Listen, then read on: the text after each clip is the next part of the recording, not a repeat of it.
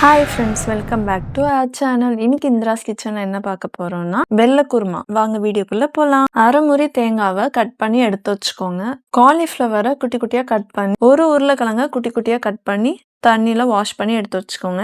ஒரு கப் அளவுக்கு ஃப்ரெஷ் பட்டாணி எடுத்து வச்சுக்கோங்க. 10 பீன்ஸை குட்டி குட்டியா கட் பண்ணி, ஒரு கேரட்டை குட்டி குட்டியா கட் பண்ணி எடுத்து வச்சுக்கோங்க. 3 டேபிள் ஸ்பூன் ஜிஞ்சர் கார்லிக் பேஸ்ட்டை அரைச்சி எடுத்து வச்சுக்கோங்க. மிக்ஸி ஜார்ல தேங்காய் பத்தை எல்லாத்தையும் ஆட் பண்ணிக்கலாம். ஒரு கிராம்பு, 2 ஏலக்காய், ஒரு பட்டை ஆட் பண்ணிக்கோங்க. கொஞ்சமா உடச்சக்கல்ல, 1 டீஸ்பூன் அளவுக்கு சீரகம் ஆட் பண்ணிக்கோங்க. 1 டீஸ்பூன் சோம்பு, 7 முந்திரிய, 5 பச்சை மிளகாவை இதுல ஆட் பண்ணிக்கோங்க. கொஞ்சமா தண்ணி ஆட் பண்ணி இதை அரைச்சு தனியா எடுத்து வச்சுக்கோங்க.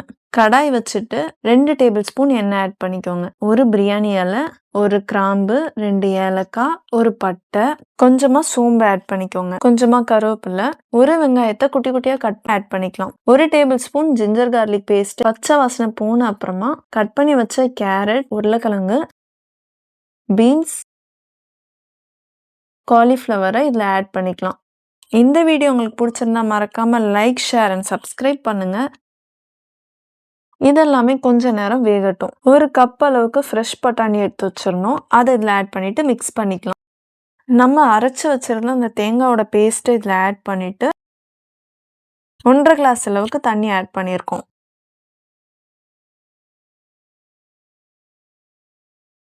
ஒரு ஸ்பூன் அளவுக்கு உப்பு ஆட் பண்ணிட்டு இதை நல்லா மிக்ஸ் பண்ணிக்கோங்க.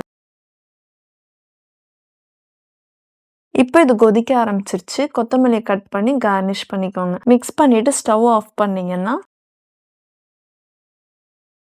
சப்பாத்தியோட சர்வ் பண்ணீங்கன்னா வெள்ளை குருமா ரெடி ஆயிடுச்சு. நீங்களும் ட்ரை பண்ணி பாருங்க. நெக்ஸ்ட் வீடியோல பார்க்கலாம்.